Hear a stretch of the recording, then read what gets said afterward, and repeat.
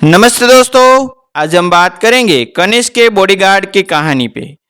एक हैंडसम सा लड़का स्विमिंग पूल में स्विंग कर रहा था। उसके चारों तरफ बॉडीगार्ड खड़े थे। वह काफ़ी देर से स्विंग कर रहा था। तभी उस हैंडसम लड़के का फ़ोन रिंग हुआ।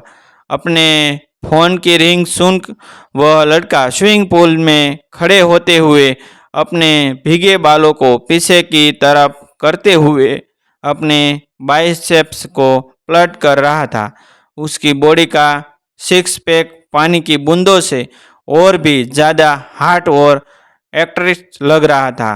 कनिष्क दीवान अपने फ़ोन को उठाते हुए कहा, एक्सप्लेन जीक। हाँ, यह हैंडसम लड़का कोई और नहीं, इस कहानी का मेल खिलाड़ी कनिष्क दीवान है। दीवान इंडस्ट्रीज का मालिक फ़ोन के दूसरे साइड की बात सुन वह अपने फ़ोन को रखते हुए कहा, यह क्या बकवास है। इतना कहकर वह स्विमिंग पूल से बाहर आ गया और वह मैशन के अंदर जाने लगा तो सभी बॉडीगार्ड उसके साथ अंदर जाने लगे। अपने पीछे बॉडीगार्ड को आते देखकर कनिष्क दीवान रुक गया तो सभी बॉडीगार्ड भी रुक गए। वह फिर एक कदम चला और सभी बॉडीगार्ड फिर से उसके पीछे चले। कनिष्क दीवान फिर से रुक गया और बॉडीगार्ड उसके पीछे रुक गया। कनिष्क अपने बॉडीगार्ड की तरफ पलटकर अपने गुस्से भरी आवाज में कहा, रुक क्यों गए हो? चलो, तुम सब का दिमाग खराब हो गया है क्या? अगर तुम सब इसी तरह मेरे साथ चलने वाले हो तो चलो मेरे साथ बाथरूम में, मुझे नहला देना, मेरे साथ बाथरूम भी कर लेना। कनिष्क की बात सुनकर सभी बॉडीगार्ड ने अपनी नज़रें नीचे कर धीरे से कहा, सॉरी सर। कनिष्क ने अपने बॉडीगार्ड से कहा, सॉरी माय फुट। इतना कहकर कनिष्क वहाँ से अपनी मिशन के अंदर चला गया। दूसरी तरफ शिमला के एक छोटे से गांव में बहुत ही ज़्यादा चहल पहल थी। ऐसा लग रहा था यहाँ किसी की शादी है। तो वही एक छोटे से घर में एक लड़की को दुल्हन की तरह सजाया जा रहा था।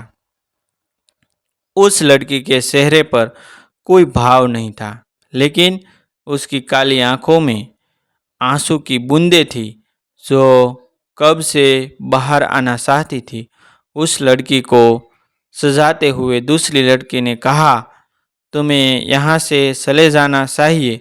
वह तुमसे 20 साल का बड़ा है और वह एक गुंडा भी है।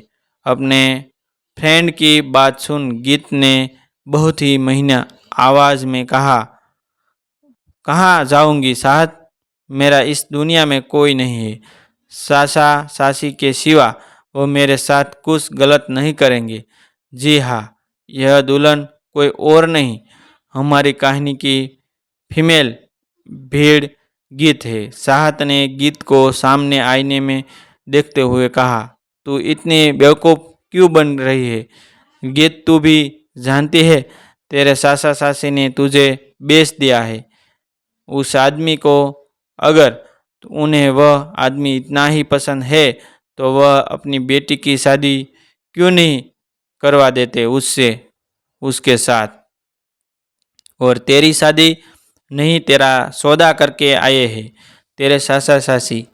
गीत, तुम्हें यह से रेलवे स्टेशन जाना होगा।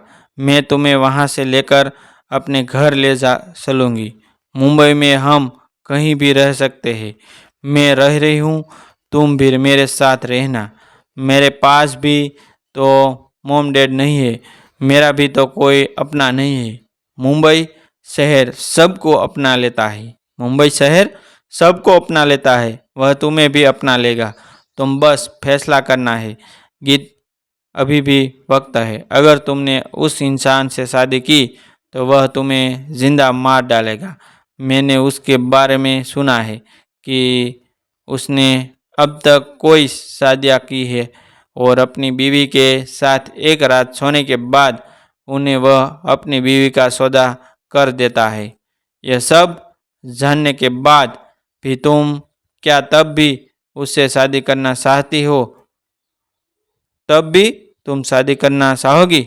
गीत साहत की बात सुन गीत ने सोचते हुए कहा, मैं ऐसा नहीं कर सकती साहत, तुम तो जानती हो मेरी शादी गांव के सरपंच करा रहे हैं।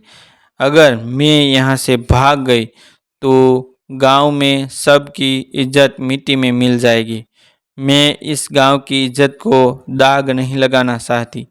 आखिर मैं इस गांव में बड़ी हुई हूँ। माँ बाबा के जाने के बाद गांव वालों ने मेरा ख्याल रखा है। सब मुझे अपनी बेटी की तरह मानते हैं। गीत की बात सुन साहत एक लंबी सांस लेते हुए कहा, अगर तुझे सब बेटी की तरह मानते हैं तो तेरी शादी एक 40 साल के आदमी से क्यों करा रहे हैं? गीत, तेरे पास यह आखिरी रास्ता है। 1 घंटे बाद मेरी ट्रेन में है।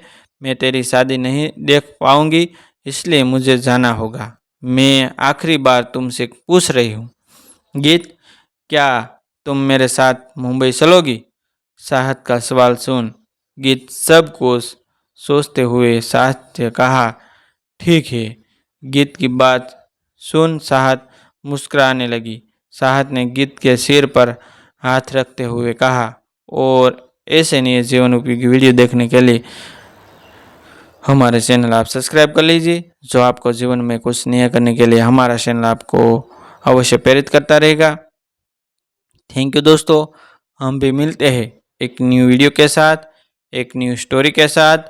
तब तक बनी रही हमारी चैनल के साथ। थैंक यू दोस्तों, मिलते हैं फिर से।